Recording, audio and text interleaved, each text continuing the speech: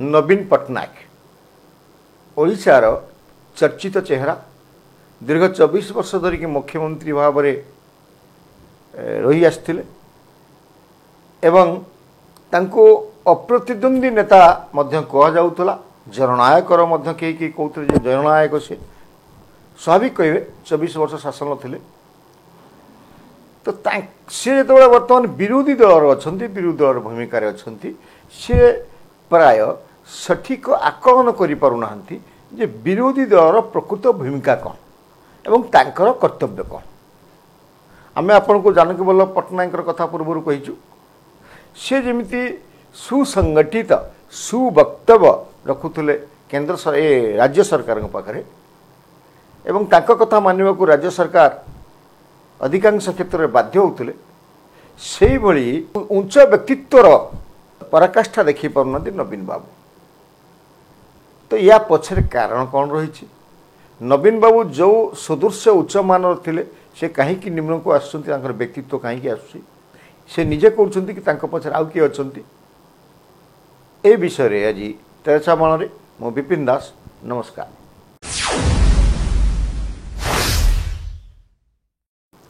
प्रिय दर्शक बंधु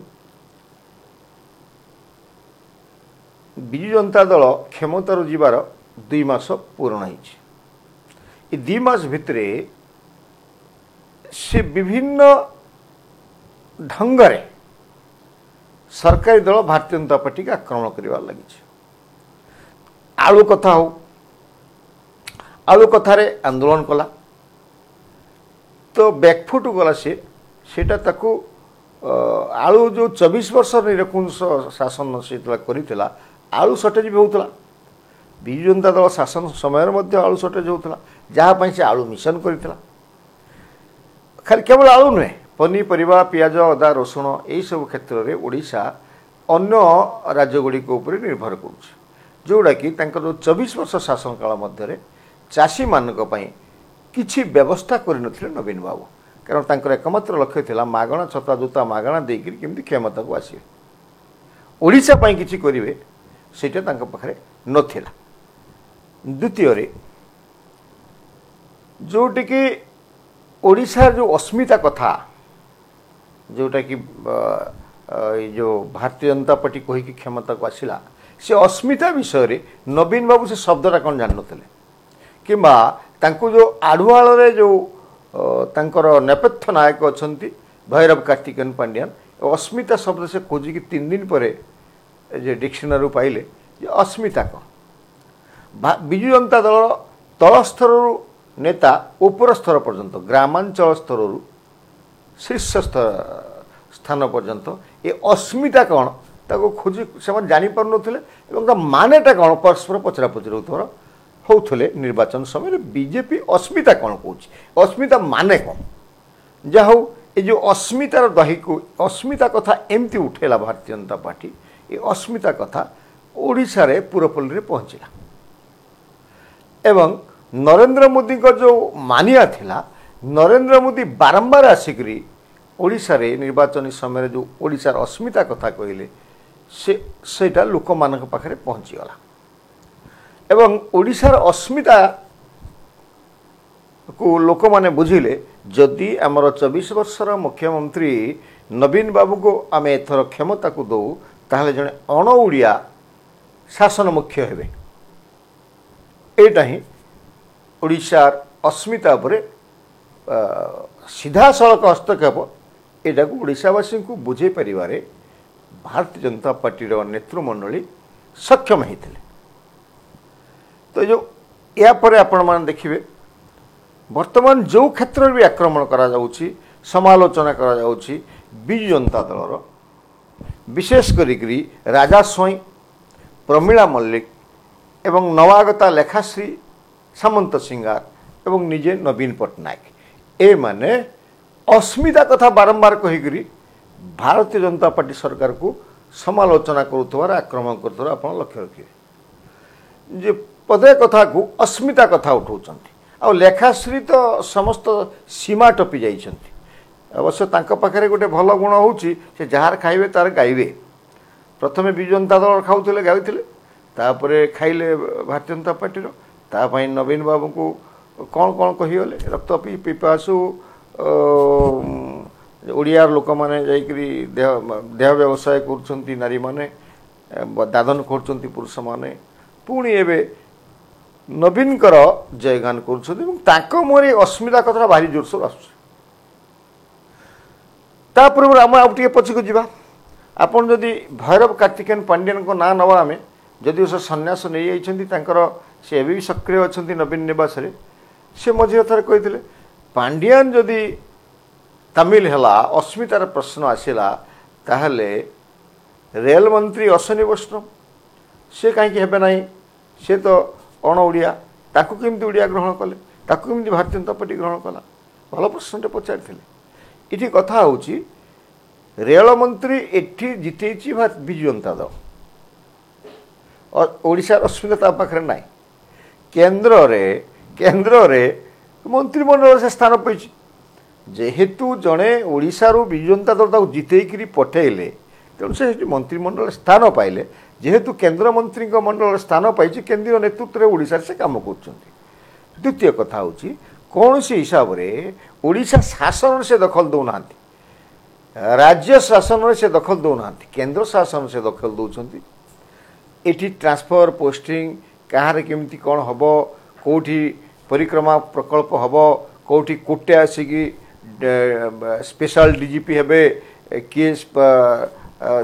मुख्य जंत्री हम किए मुख्य शासन सचिव हम किए डीजीपी हम ए सब विषय से मुंड पुरौना से सीधा सड़क आसुँच दल अच्छा गोटे दल में से मंत्रिमंडल स्थान देते प्रचार प्रसार कर कम कर अस्मिता जाऊना किंतु जो भारतीय जनता पार्टी नेता माने जो कहते अण ओडिया आसिक शासन करेंगे ये अण ओडिया कंट्राक्टरी काम करेंगे ये अण ओडिया माने आसिक रे जगह सब किणवे एवं अण ओडिया माने राजत्व करेंगे ओडिया माने तांको पाखरे कृतदास भली व्यवहार रे ओडिया माने भोट देकी जिते मंत्री माने जो ट्रैफिक काम करेंगे यहीटा हूँ ओडियार अस्मिता एवं ये जो ओडियार अस्मिता चाकरी क्षेत्र कौन हम यहाँ जेहेतु सर्वभारतीय आईएएस आईपीएस एम तो चाकरी कर तेणु ये आईपीएस आईएएस नियुक्ति क्षेत्र में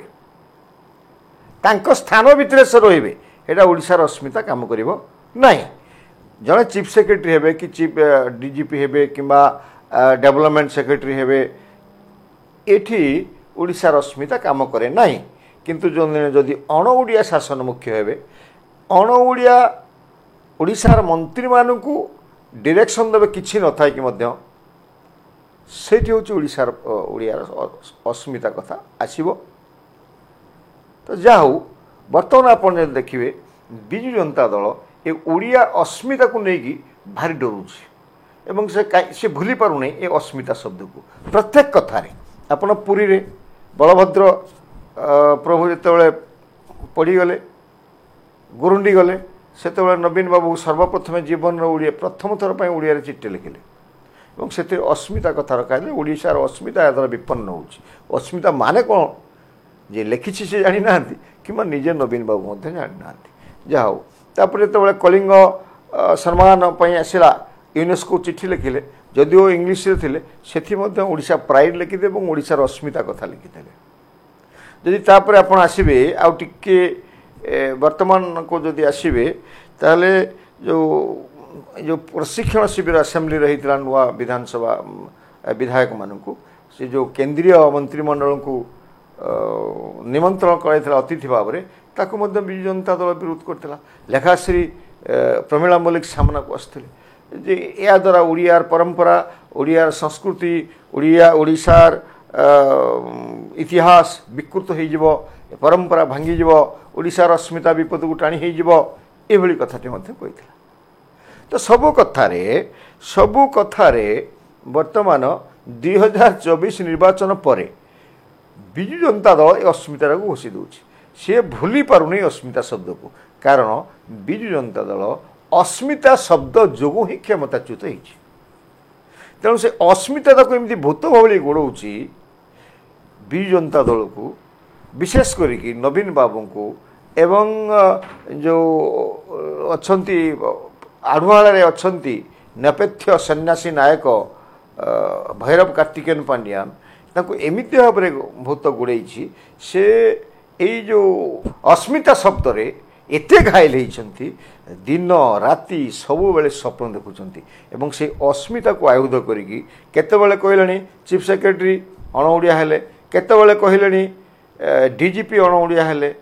ଏମାନେ କ'ଣ ଅସ୍ମିତା ଯାଉନାହିଁ କି କେତେବେଳେ କହିଲେଣି ଆଳୁ କାହିଁକି ତୁମେ ଉତ୍ତରପ୍ରଦେଶ ଆଣିଲ ଏଇଟା କ'ଣ ଅସ୍ମିତା ଉପରେ ପ୍ରଶ୍ନ ଆସୁନାହିଁ କି କେତେବେଳେ କହିଲେଣି ଯେ ତୁମେ କାହିଁକି ଏଠି ଧର୍ମେନ୍ଦ୍ର ପ୍ରଧାନ ଏବଂ ଶିକ୍ଷାମନ୍ତ୍ରୀ ଏବଂ କେନ୍ଦ୍ରମନ୍ତ୍ରୀ ନଡ୍ଡାଙ୍କୁ ଆଣିକି ଏଠି ଉଦ୍ଘାଟନ କରିବ ଏଠି କ'ଣ ଓଡ଼ିଶାର ପରମ୍ପରା ନଷ୍ଟ ହେଉନାହିଁ କି ଅସ୍ମିତା ନଷ୍ଟ ହେଉନାହିଁ କି ତ ଏ ଅସ୍ମିତା ଶବ୍ଦଟା ବିଜୁ ଜନତା ଦଳକୁ ଭୂତ ହେଇକି ଗୋଡ଼େଇଛି ଏବଂ ଆଗାମୀ ଦିନରେ ବିଜୁ ଜନତା ଦଳ ହୁଏତ ଭାବୁଛି ଏ ଅସ୍ମିତା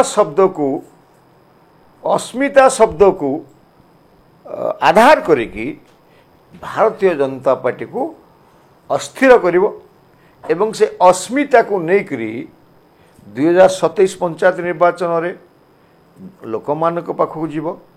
ଏଇଭଳି ଚିନ୍ତାଟା ସେ କରୁଛି ଆମେ ଏଠିକି ଆପଣଙ୍କୁ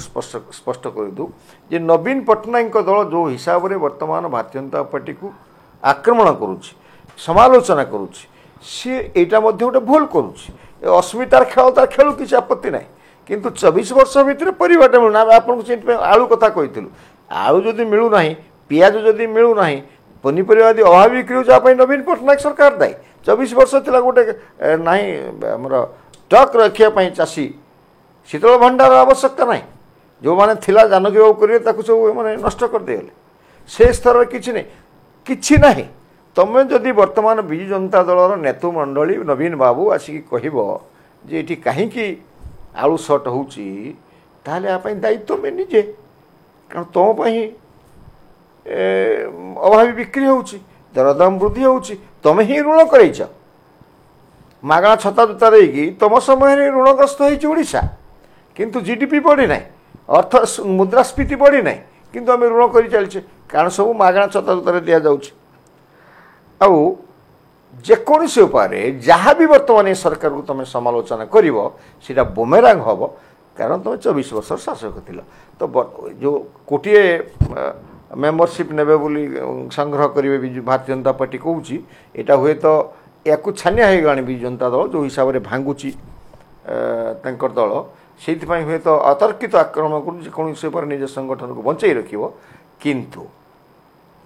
ଗୋଟେ ସୀମା ଭିତରେ ରହନ୍ତୁ ଏବଂ ବିଜେପି ସରକାରକୁ କାର୍ଯ୍ୟ କରିବାକୁ ଦିଅନ୍ତୁ ସେ କିଛି ଭୁଲ କରନ୍ତୁ ଭୁଲ କଲେ ଆପଣ ସମାଲୋଚନା କରି ଲୋକମାନଙ୍କୁ ଯାଇପାରିବେ ଆପଣ ବିରୋଧୀ ଲୋକ ଅଛନ୍ତି ଆପଣ ସମାଲୋଚନା କରିବା ସ୍ୱାଭାବିକ କିନ୍ତୁ ଏତେ ତରବରରେ ନୁହେଁ ଟିକେ ଅପେକ୍ଷା କରନ୍ତୁ ନବୀନ ବାବୁ ଏବଂ ଲେଖାଶ୍ରୀ ସାମନ୍ତ ସିଂହାର ପ୍ରମିଳା ମଲ୍ଲିକ ଏମାନେ ଟିକେ ବୁଝାନ୍ତୁ ନା ଆପଣମାନେ ସମସ୍ତେ ସେ ପାଣ୍ଡିଆନ ଭୈରବ କାର୍ତ୍ତିକେୟନ ପାଣ୍ଡିଆନ ପରେ ପୁରା ବନ୍ଧା ହେଇଛି ଅର୍ଥଟା ସେଠି ଅଛି ନା ତେଣୁ ଭୈରବ ପାଣ୍ଡିଆନ ଯାହା କହୁଛନ୍ତି ଲେଖାଶ୍ରୀ ତାପରଦିନ ସେଇଟା କହୁଛନ୍ତି ଭୈରବ ପାଣ୍ଡିଆନ ଯାହା ଏକ୍ସରେ ଆକାଉଣ୍ଟରେ ଲେଖୁଛନ୍ତି ତାପରଦିନ ପ୍ରମିଳା ମଲ୍ଲିକ କହୁଛନ୍ତି ଯାହା ସେ ଲେଖୁଛନ୍ତି ରାଜା ସ୍ୱାଇଁ କହୁଛନ୍ତି ନବୀନ ବାବୁ କହୁଛନ୍ତି ତେଣୁ ଆପଣ ଯେଉଁ ଏଇ 5 ଜଣ ଅଛନ୍ତି ଏ 5 ଜଣ ବସିକି ଟିକେ ଧୀର ସ୍ଥିର ଭାବରେ ଗଠନାତ୍ମକ ବିରୋଧ କରାଯାଉ ଏବଂ ଭାରତୀୟ ଜନତା ପାର୍ଟି କିଛି ଗୋଟେ କରୁ ତା ପ୍ରତିଶ୍ରୁତି ରଖିଲାଣି ପାର୍ଟି କରିବ ଏ ଇଲେକ୍ଟ୍ରିଫିକେସନ ତମେ ଚିଠି ପଢ଼ 300 ୟୁନିଟ୍ ଟିକେଟ୍ ଦେବା କଥା ଭାରତୀୟ ଜନତା ପାର୍ଟି କହିନି ତ ଏମିତି ମିଛ କଥା କହିକି କ୍ଷମତା 24 ବର୍ଷର ଥିଲ ପୁଣି ମିଛରେ ସମାଲୋଚନା କରିବ ଭାରତୀୟ ଜନତା ପାର୍ଟିକୁ ଲୋକ ଏବେ ତାଙ୍କୁ ଭୋଟ ଦେଇଛନ୍ତି ଲୋକ ତାଙ୍କ ସମର୍ଥନ ଅଛନ୍ତି ତୁମକୁ ସମୟକୁ ଅପେକ୍ଷା କରିବ ବିରୋଧ କରିବା ପାଇଁ ସମୟକୁ ଅପେକ୍ଷା କରିବାଟା ବୁଦ୍ଧିମାନର କାର୍ଯ୍ୟ ହେବ